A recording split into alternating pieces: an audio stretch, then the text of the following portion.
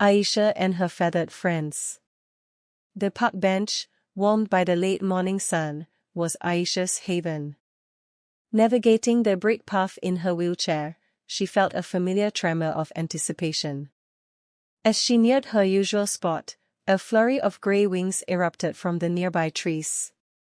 "Hello, my darlings," she chirped, her voice a little breathless from the exertion. Aisha unzipped her worn canvas bag. Inside, nestled amongst her thermos and a well-loved paperback, was a bag of mixed birdseed. The pigeons, sensing their benefactor's arrival, began their cooing symphony, a gentle, rumbling song that soothed her soul. She scattered the seeds in a wide arc around her, watching with a soft smile as the birds descended, their tiny claws clicking softly on the paving stones. A particularly bold pigeon, with an iridescent green sheen to its neck, hopped onto the armrest of her chair, cocking its head as if in greeting. Aisha chuckled and offered it a few seeds from her palm.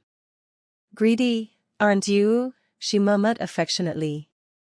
She often wondered what people thought, seeing her here, day after day, surrounded by pigeons. Did they see a lonely woman, clinging to a simple routine? Or did they see the quiet joy that blossomed in her heart each morning? The park was her sanctuary, the birds her confidants. In their simple acceptance, she found a peace that the world outside often denied her.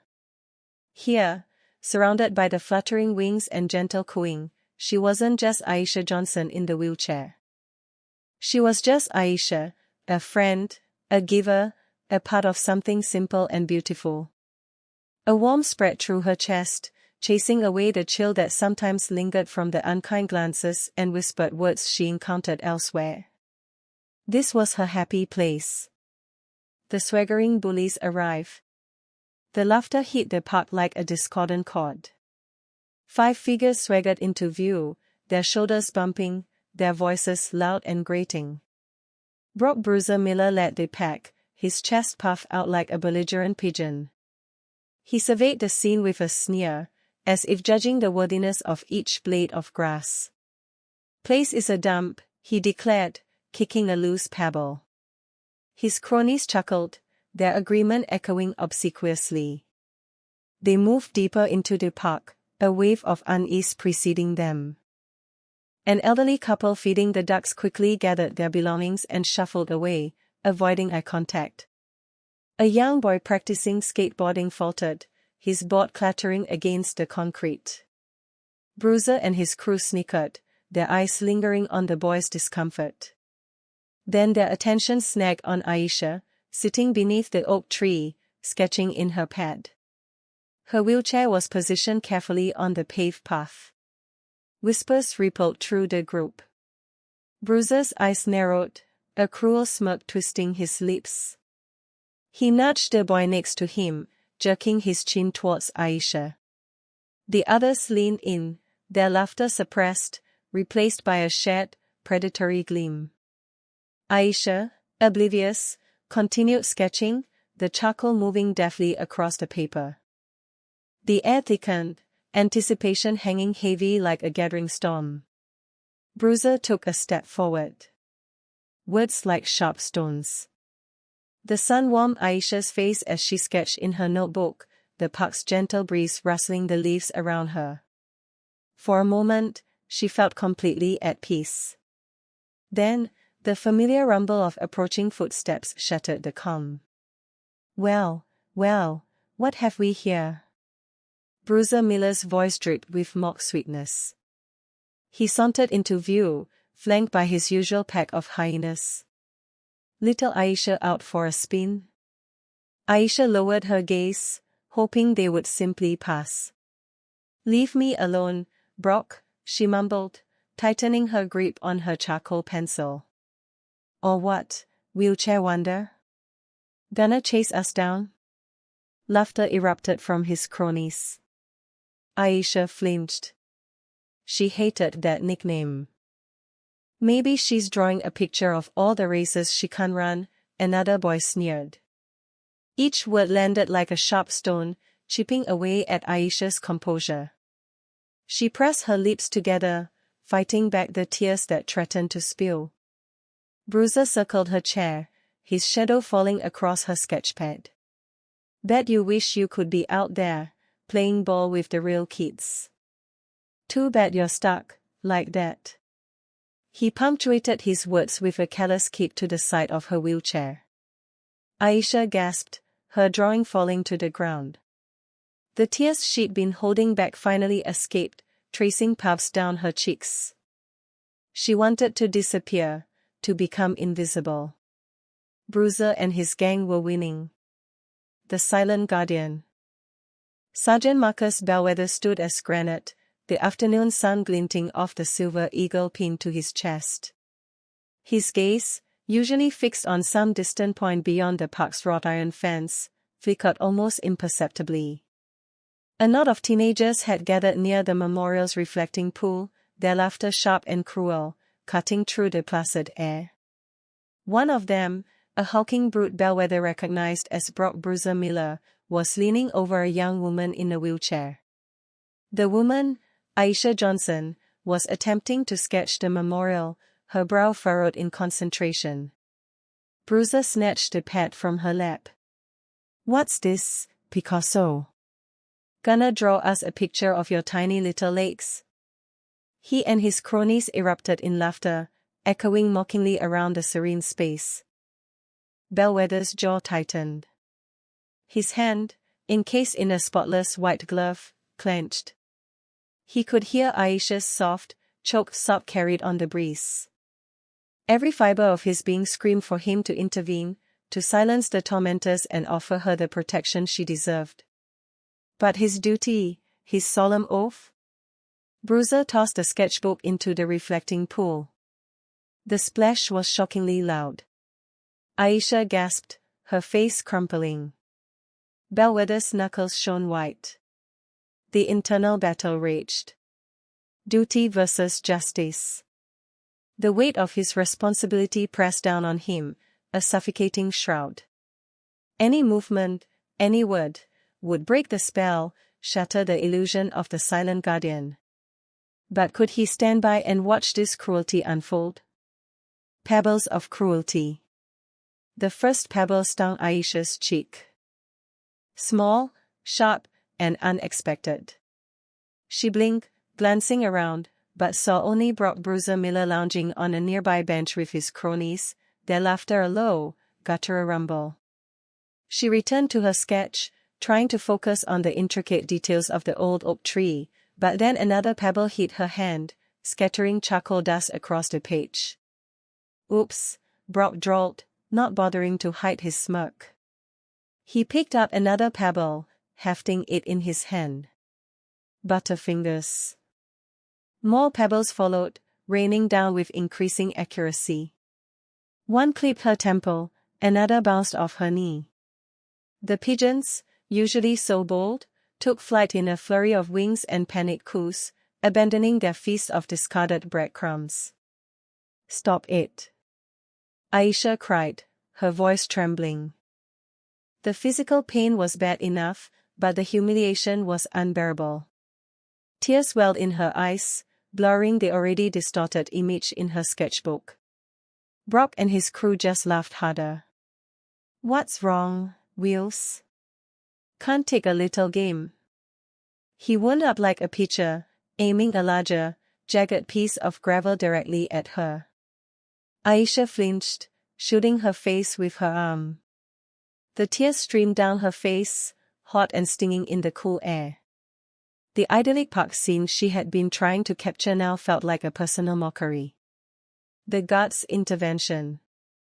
Sergeant Marcus Bellwether had stood ramrod straight, a silent sentinel. But the sneakers, Brock Bruiser Miller's cruel barbs aimed at the young woman in the wheelchair, had become a grating dissonance in the usually peaceful park. Aisha Johnson's face, usually bright as the morning sun, was now clouded with shame. Bellwether's knuckles, clenched at his side, were bone-white. He could no longer stand still. The click of his boots on the paved path was sharp, each footfall a deliberate punctuation mark. The air around him seemed to crackle with a sudden, unspoken authority. The laughter died in Bruiser's throat as Bellwether stopped before them, his shadow falling long across the group. "That's enough," Bellwether's voice boomed, echoing off the manicured hedges. It wasn't a shout, but the sheer force of it silenced even the birds in the nearby trees. Bruiser and his cronies, momentarily stunned, shifted uncomfortably. "Sergeant Bellwether," Bruiser stammered, attempting a swagger that immediately deflated under the man's unwavering gaze. "We were just showing your true colors," Bellwether finished, his voice laced with steel. He gestured towards Aisha, her head bowed, her charcoal sketch lying forgotten in her lap. "Is this how you treat people? With disrespect? With cruelty? This park is for everyone. Remember that kindness is not weakness, and respect is earned, not demanded." The blood drained from Bruiser's face. His friends, sensing the shift in power, began to edge away. "We didn't mean any harm, Sergeant," one mumbled. "Then leave," Bellwether commanded, his eyes never leaving Bruiser's. The bully, defeated, turned and lumbered away, his cronies scurrying after him like rats fleeing a sinking ship. "Challenging authority. Who do you think you are, pal?" sneered the one with the shaved head, stepping forward even as Bruiser Miller, still clutching his bruised hand, retreated behind him. "Just a glorified rent-a-cop. We weren't doing anything illegal." Sergeant Bellwether remained a granite statue, his face unreadable. He hadn't moved an inch since his initial intervention, but his presence was a wall. "Yeah, why the girl with pink streaks in her hair? She was asking for it, rolling around here like she owns the place. We were just having some fun." A nervous giggle escaped her lips. Aisha remained silent, her eyes wide, fixed on the tomb god. The wheels of her chair were still spinning slightly. "Fun?" Bellwether's voice cut through the air, low and dangerous. "Your fun was torment. And it ends now." The shaved-headed one puffed out his chest. "Look, buddy, we know people. Important people. You really want to make a scene over some cripple?"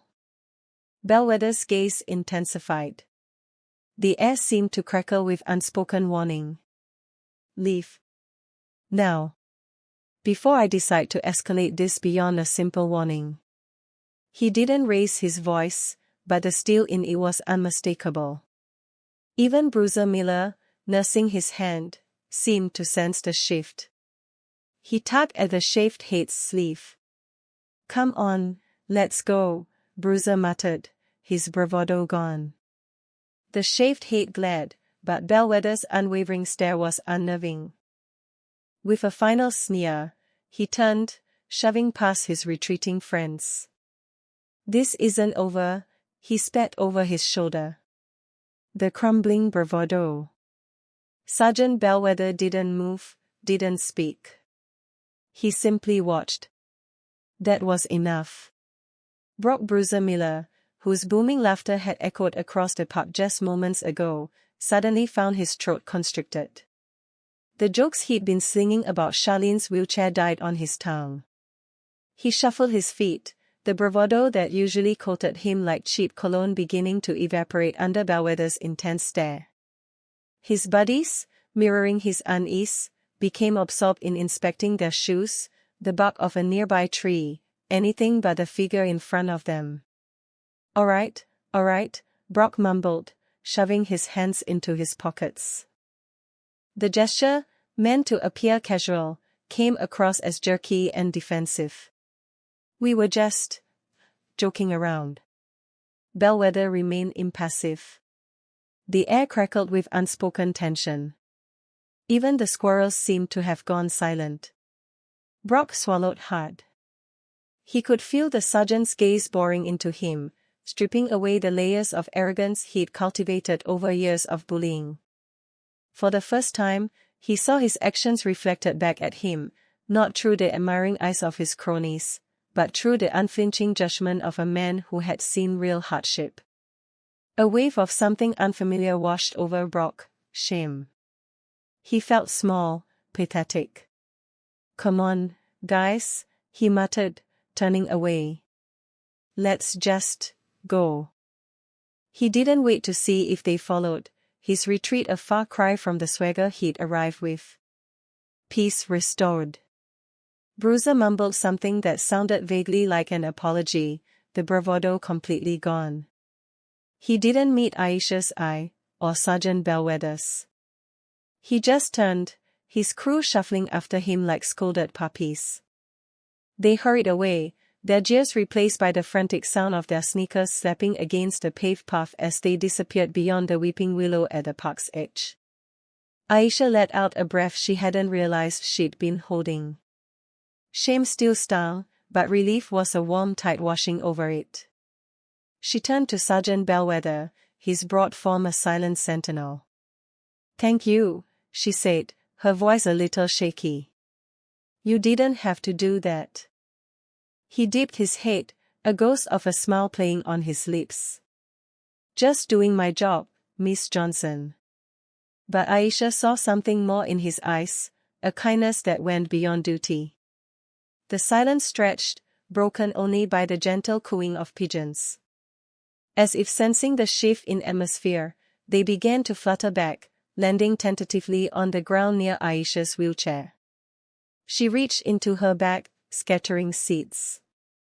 They pecked eagerly, their soft feathers brushing against her fingers. Aisha smiled, a genuine smile that chased away the last shadows of Bruiser's ugliness. The sun seemed to shine a little brighter, the air felt a little cleaner. With the bullies gone and the pigeons back, the park was hers again. She could almost believe the peace would last.